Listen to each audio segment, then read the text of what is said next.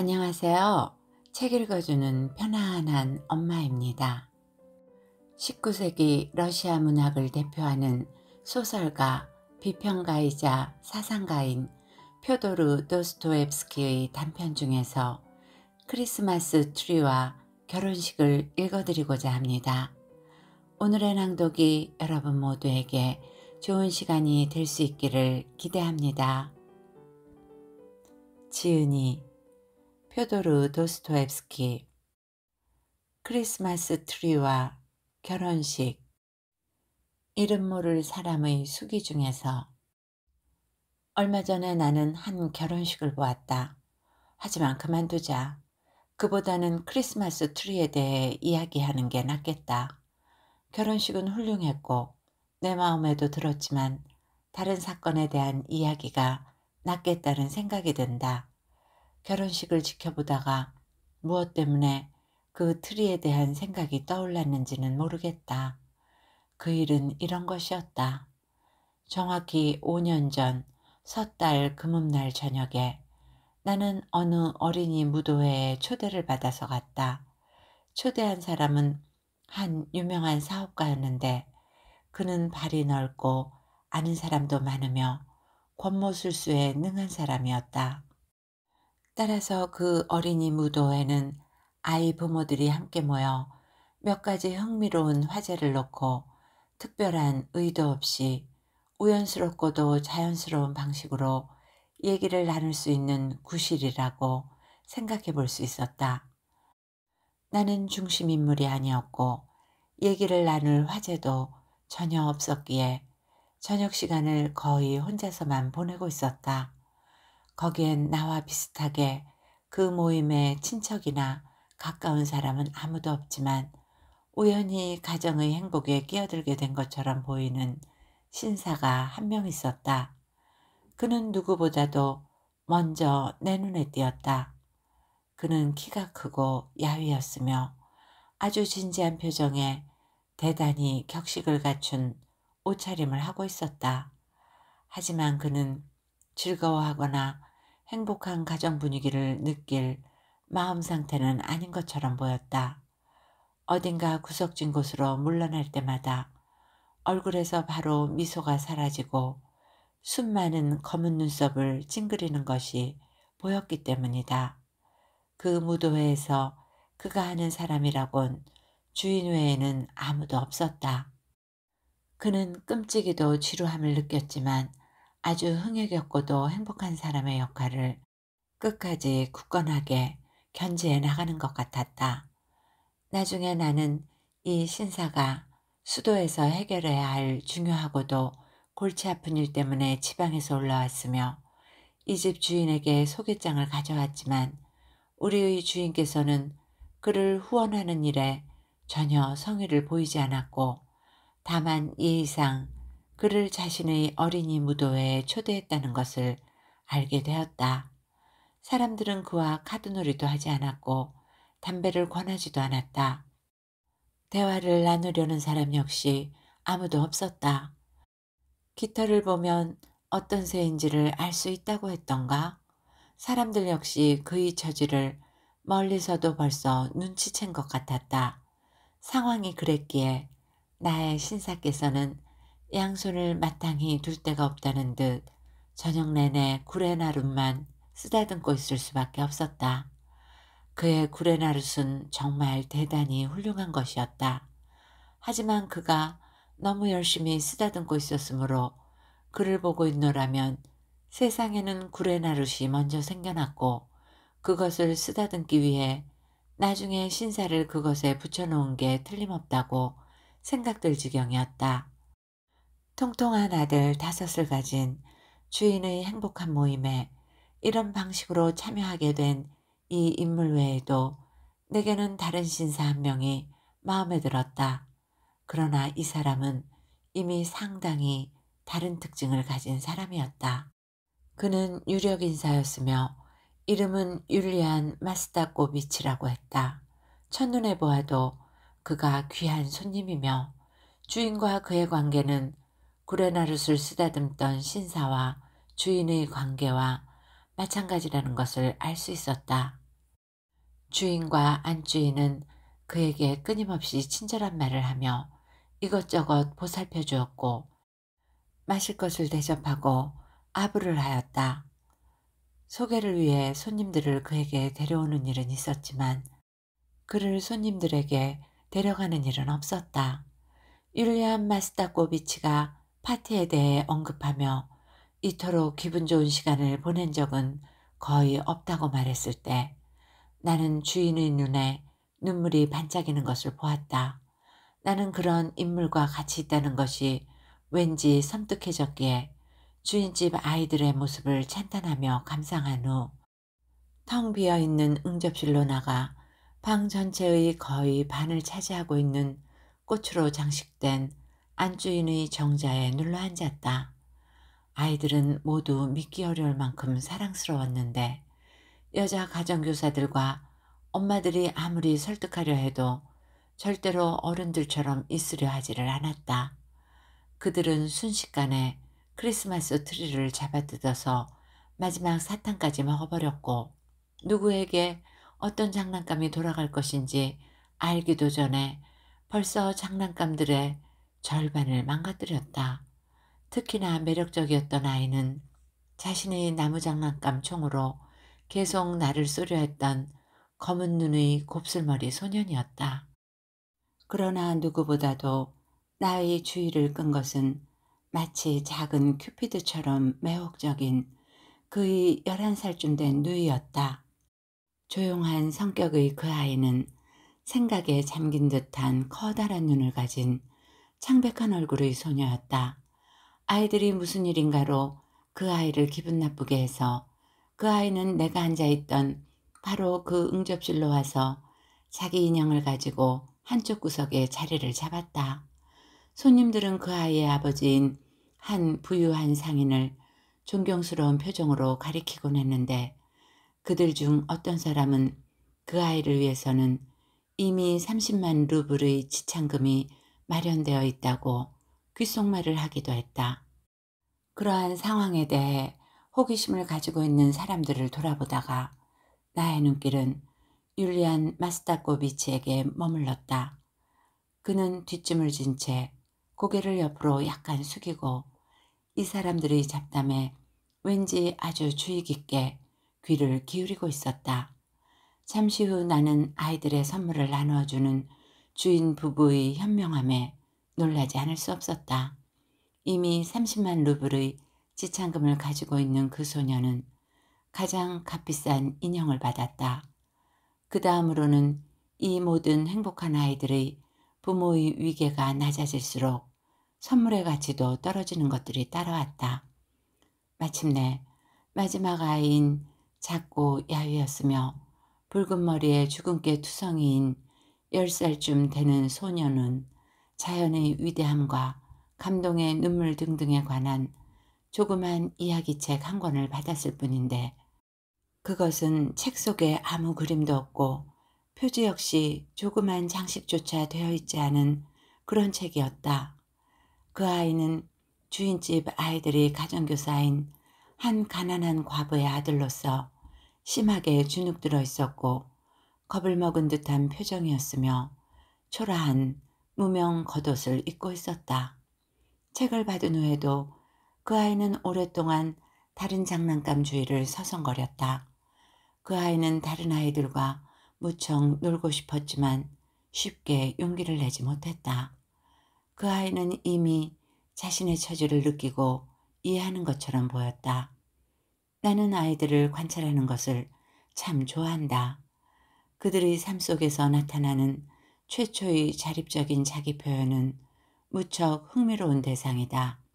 나는 붉은 머리 소년이 다른 아이들의 호화로운 장난감들에 마음을 완전히 빼앗겼으며 특히 장난감 연극놀이에 참여해 꼭 어떤 역할이든 맡고 싶은 생각이 너무나 강해 결국은 좀 비굴하게 굴기로 작정했음을 눈치챘다. 그는 주머니 속 손수건에 이미 당과류를 꽉 채워 넣은 퉁퉁한 얼굴의 한 소년에게 자신의 사과를 주었다. 그는 심지어 아이 하나를 등에 태우고 돌아다니려고까지 했는데 이런 것들은 오로지 자신이 장난감 연극놀이에서 쫓겨나지 않도록 하기 위해서였다. 그런데 잠시 후 어떤 개구쟁이가 그를 세게 때렸다. 아이는 감히 울지도 못했다. 그때 그의 엄마인 가정교사 여인이 나타나 다른 아이들 노는데 방해하지 말라고 그에게 명령했다. 아이는 소녀가 있는 바로 그 응접실로 들어갔다. 소녀가 그 아이를 자기 곁에 오게 하자 둘은 호화로운 인형 한 개를 아주 열심히 치장하기 시작했다. 나는 담쟁이 넝쿨이 있는 정자에 앉아 붉은 머리 소년과 30만 루블의 지참금이 있는 아름다운 소녀가 인형을 돌보며 나누는 작은 말소리를 이미 30분간이나 듣고 있었다. 그러다가 깜빡 잠이 들 무렵 갑자기 율리안 마스타코비치가 방으로 들어왔다. 그는 아이들이 싸우는 혼란스러운 상황을 이용해 조용히 홀에서 빠져나온 것이었다. 나는 몇 분 전쯤에 그가 방금 안면을 익힌 미래의 부유한 신부의 아빠와 어떤 특정 직무가 다른 직무에 비해 우월하다는 점을 두고 아주 열성적으로 대화를 나누는 것을 보았다. 이제 그는 생각에 잠긴 채 서서 손가락으로 무언가를 계산하고 있는 듯했다. 30만, 30만이라. 그는 중얼거렸다. 11,000, 12,000, 13,000. 이런 식으로 5년 후면 16,000이 되는구나. 그런데 이자를 4%라고 치면 12,000. 여기다 5를 곱하면 6만. 이 6만에다가 5년 후면 원금과 이자 합쳐서 40만이 되겠군. 그렇구나. 하지만 상대는 4%로는 안 될지도 몰라. 사기꾼 같으니라고. 그렇다면 8%나 10%쯤 돼야 할 수도 있겠군. 뭐 어쨌든 50만 정도가 될 거라고 봐도 되겠지. 최소한 50만이란 말이야. 분명히 그 정도는 될 거야. 뭐 남는 건 결혼 비용에 쓰라고 하면 되겠군. 그는 생각을 마치고 코를 푼 다음 방에서 나가려고 하다가 문득 소녀를 보고는 멈춰섰다. 그는 화초를 심은 화분들 뒤에 앉아있던 나를 보지는 못했다. 그는 극도로 흥분한 듯 보였다. 계산이 그에게 영향을 미쳤든지 아니면 어떤 다른 원인이 있든지 그는 손을 비비면서 한자리에 가만히 있지를 못했다. 그가 멈춰서서 미래의 신부에게 무언가 색다른 강렬한 시선을 던졌을 때 이러한 흥분은 최고조에 달했다. 그는 앞으로 가려고 하다가 우선 주위를 둘러보았다. 그런 다음 자신이 마치 잘못이라도 저지르는 것 같이 느끼는 것처럼 발끝으로 소녀에게 다가가기 시작했다. 그는 미소를 지으며 다가가서 몸을 굽히고는 소녀의 머리에 입 맞추었다. 소녀는 예상치 못한 습격에 놀라 비명을 질렀다. 사랑스러운 아가씨, 여기서 뭘 하고 있나요? 그는 주위를 둘러보고 소녀의 뺨을 가볍게 두드리면서 속삭이는 목소리로 물었다. 우린 놀고 있어요. 뭐라고요? 이해와 말인가요? 율리안 마스타코비치는 소년을 곁눈질하면서 물었다. 귀여운 아이야, 넌 홀로 들어가는 게 좋겠다. 그가 소년에게 말했다. 소년은 아무 말 없이 그를 뚫어지게 쳐다보았다. 율리안 마스타코비치는 또다시 주위를 둘러보고는 다시 소녀에게 몸을 굽혔다. 그런데 이건 뭐지요, 사랑스러운 아가씨? 인형인가요? 그가 물었다. 인형이에요. 얼굴을 찌푸리고 약간 겁을 내면서 소녀가 말했다. 인형이라. 사랑스러운 아가씨. 그렇다면 당신의 인형은 무엇으로 만들어졌는지 혹시 아시나요? 몰라요. 완전히 고개를 숙이고 조그만 소리로 소녀가 대답했다. 헝겊으로 만들어졌죠. 아가씨, 그리고 얘야, 넌 홀로 들어가거라. 네 또래 애들한테로 가라고. 율리안 마스타고비치는 소년을 엄격한 눈으로 바라보면서 말했다. 소녀와 소년은 얼굴을 찌푸리더니 서로 껴안았다. 그들은 헤어지고 싶지 않았던 것이다. 그럼 아가씨는 왜 인형을 선물 받았는지 혹시 아시나요? 목소리를 계속 낮춰가며 율리안 마스타코비치가 물었다. 몰라요. 그건 당신이 일주일 내내 사랑스러웠고 품행이 올바랐기 때문이지요. 이 말을 한 후 율리안 마스타코비치는 극도로 흥분한 상태에서 주위를 둘러보았는데 계속 목소리를 낮춰가다가 결국에는 흥분과 조바심으로 인해 거의 숨이 멎은 것처럼 잘 들리지 않는 목소리로 물어보았다. 사랑스러운 아가씨, 내가 당신의 부모님께 손님으로 간다면 나를 좋아해 주시겠습니까? 이 말을 하고 나서 율리안 마스타코비치는 사랑스러운 소녀에게 다시 한번 키스를 하려 했지만 완전히 울 것 같은 소녀의 표정에 커다란 동정심을 느낀 소년이 소녀의 손을 잡고 흐느껴 울기 시작했다. 율리안 마스타코비치는 정말로 화가 치밀어 올랐다. 나가, 여기서 나가, 나가라니까. 그가 소년에게 말했다. 저쪽 홀로 나가. 거기 네 또래 애들한테 가란 말이야. 아니에요, 그러지 마세요. 그러지 마세요. 당신이나 저리 가세요. 소녀가 말했다. 그 애를 놔두세요. 그 애를 그냥 놔두라고요. 거의 울음을 터뜨릴 듯한 목소리로 소녀가 말했다. 그때 누군가가 문가에서 어떤 소리를 냈는데 그 소리에 율리안 마스타코비치는 즉시 자신의 풍채 좋은 몸을 일으키면서 깜짝 놀라는 듯했다. 그러나 붉은 머리 소녀는 율리안 마스타코비치보다 더 깜짝 놀라서 소녀를 내버려 둔 채 벽 쪽으로 붙어서 응접실에서 나와 식당으로 가버렸다. 율리안 마스타코비치 역시 의심을 받지 않기 위해 식당으로 갔다. 새우처럼 얼굴이 붉어진 그는 거울에 비친 자기 모습을 보고는 더욱 당혹했다. 그는 자신의 성급함과 참을성 없음에 화가 난 것 같았다. 아마도 처음에 손가락으로 세매본 결과에 놀라서 크게 마음이 쏠리고 감격까지 한 나머지 자신의 모든 권위와 품위도 잊은 채 마치 어린 소년처럼 행동하기로, 즉 대상에 곧바로 공격을 가하기로 작정했던 것 같다. 그 대상이 진정한 대상이 되려면 최소한 5년은 더 있어야 함에도 불구하고 말이다. 나는 이 존경스러운 신사의 뒤를 따라 식당으로 갔다가 이상한 광경을 보게 되었다.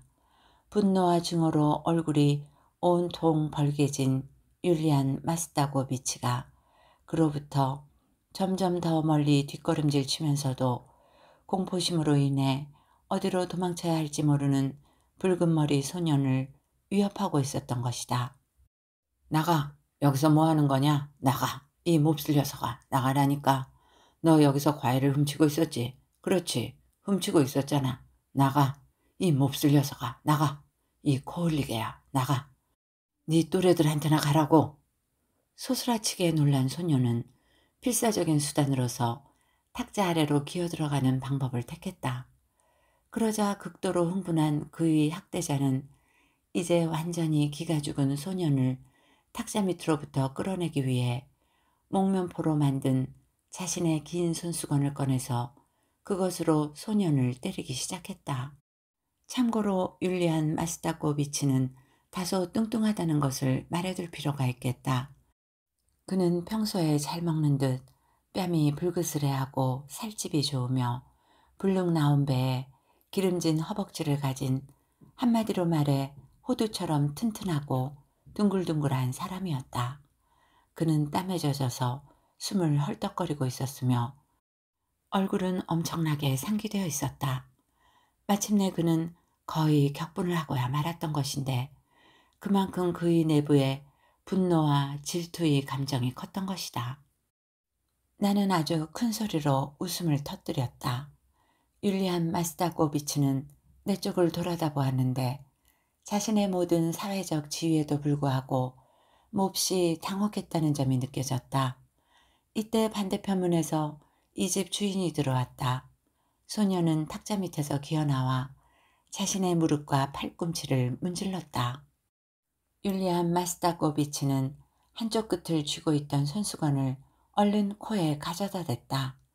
주인은 다소 의아한 눈으로 우리 셋을 쳐다보았다.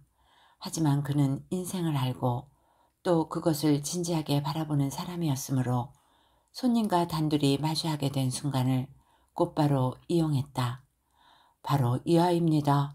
제가 부탁을 드리려 했던 아이 말입니다. 붉은 머리 소년을 가리키며 그가 말했다.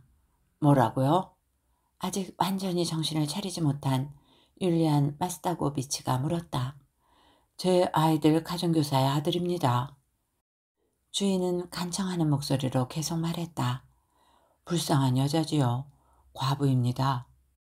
남편은 정직한 관리였고요. 그러니 율리안 마스타고비치 가능하시다면 안 됩니다. 안 돼요. 율리안 마스타고비치가 조급해하며 소리쳤다. 안 됩니다. 죄송하지만 필립 알렉세예비치 절대로 될 수가 없어요. 물어봤는데 빈자리가 없답니다. 그리고 설사 생긴다 해도 이해보다 훨씬 더 많은 권리를 가진 후보자가 벌써 10명입니다. 매우 유감입니다. 유감이에요. 유감이네요. 주인도 같은 말을 했다. 참 겸손하고 조용한 아이인데. 내가 본 바로는 대단한 개구쟁이인데요. 신경질적으로 입을 삐죽거리며 율리안 마스타고비치가 대답했다. 그가 소년을 향해 말했다. 얘야 가라. 왜 그러고 서 있는 거니? 네 또래들한테 가란 말이야. 여기서 그는 참지 못하고 나를 곁눈질하는 것 같았다. 나 역시 참지 못하고 그를 빤히 바라보며 깔깔거리고 웃기 시작했다. 율리안 마스타고비치는 바로 외면을 하더니 나에게 아주 잘 들리게끔 저 이상한 젊은이는 누구냐고 주인에게 물어보았다. 그들은 속삭이기 시작하더니 방에서 나갔다. 그 후 나는 율리안 마스타고비치가 주인의 이야기를 들으며 믿기 어렵다는 듯 고개를 가로젓는 모습을 보았다. 큰 소리로 실컷 웃은 다음 나는 홀 안으로 돌아왔다. 거기에선 그 위대한 남편감이 여러 가정의 아버지와 어머니들 그리고 이 집 주인과 안주인에 둘러싸여 방금 전 소개받은 어떤 부인에게 열띤 어조로 무언가를 이야기하고 있었다. 그 부인은 율리안 마스타고비치가 10분 전에 응접실에서 이상한 장면을 만들어냈던 소녀의 손을 잡고 있었다. 지금 그는 그 사랑스런 소녀의 아름다움, 재능, 우아함, 훌륭한 예의범절 등에 대해 칭찬과 찬탄을 늘어놓고 있었다. 그는 눈에 띌 정도로 소녀의 어머니에게 알랑거리고 있었다. 소녀의 어머니는 환희의 눈물을 흘릴 것 같은 표정으로 그의 이야기를 듣고 있었다. 소녀의 아버지의 입가에도 미소가 사라지지 않고 있었다. 주인은 기쁨의 분위기가 넘치는 것을 반가워했다. 모든 손님들도 공감을 한 나머지 대화에 방해가 되지 않도록 아이들의 놀이를 중단시킬 정도였다. 전체적인 분위기가 경건해졌다. 그 다음에 나는 마음 깊은 곳까지 감동한 이 아름다운 소녀의 어머니가 율리안 마스타고비치에게 그들의 집에 방문하여 소중한 친교를 나눌 수 있는 특별한 영광을 베풀어 달라며 고르고 고른 예의 바른 표현을 통해 청하는 것을 들었다. 그 다음엔 율리안 마스타고비치가 진실한 환희에 가득 차 그 초대를 받아들이는 소리를 들었으며 그러고 나서는 손님들 모두가 각자 예의에 맞게 여러 방향으로 흩어진 후 상인과 그의 아내, 소녀, 그리고 특히 율리안 마스타고비치에 대한 감동에서 우러나오는 칭찬들을 서로서로 쏟아내는지도 들었다. 저분은 결혼하셨나요? 나는 율리안 마스타고비치와 가장 가까이 서 있던 나의 지인들 중 한 명에게 큰 소리로 물어보았다. 율리안 마스타고비치는 샅샅이 훑어보는 듯한 적대감을 품은 시선을 내게 던졌다. 아니요. 나의 지인은 내가 일부러 저지른 무례함에 대단히 언짢아하면서 내게 대답했다. 그리고 얼마 전에 나는 어떤 교회 옆을 지나가게 되었다. 그런데 그곳에 온 사람들의 수와 행사의 규모가 나를 놀라게 했다.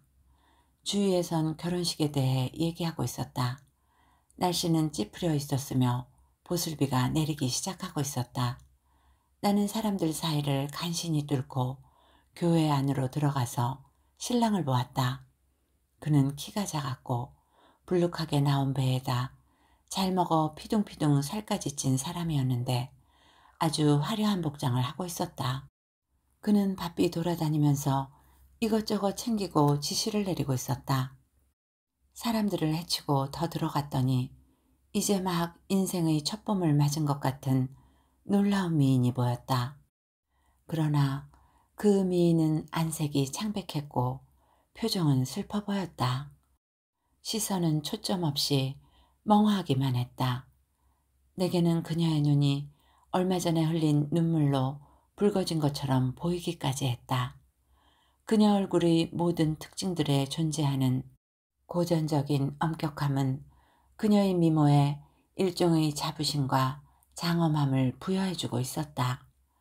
그러나 이 엄격함과 자부심 사이로, 이 슬픔 사이로 어린아이의 순진무구한 얼굴이 비쳐 보였다.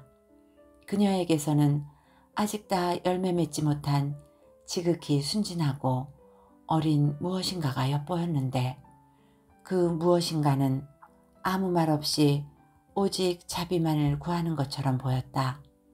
사람들은 그녀가 이제 갓 16살이 되었다고 말들을 했다. 나는 유심히 신랑을 바라보다가 내가 정확히 지난 5년 동안 보지 못했던 율리안 마스타고비치임을 깨달았다. 나는 신부를 바라보았다. 이럴 수가. 나는 사람들을 해치며 서둘러 교회 밖으로 나가기 시작했다. 신부가 부유한 집안 출신이고 50만 루블의 지참금이 있다. 결혼 비용도 상당하다. 등등의 말이 군중 속에서 들려왔다. 어쨌든 계산은 정확했군. 거리로 빠져나온 후 나는 이렇게 생각했다. 이야기는 여기까지입니다. 전제정치와 초기 자본주의가 막 섞이기 시작한 당시 러시아의 괴물적인 환경하에서 인간의 가치를 사회적 신분과 돈의 측면에서만 파악하는 실태를 고발하는 작품입니다. 좋은 시간이 되셨는지요? 오늘도 건강하고 행복하세요.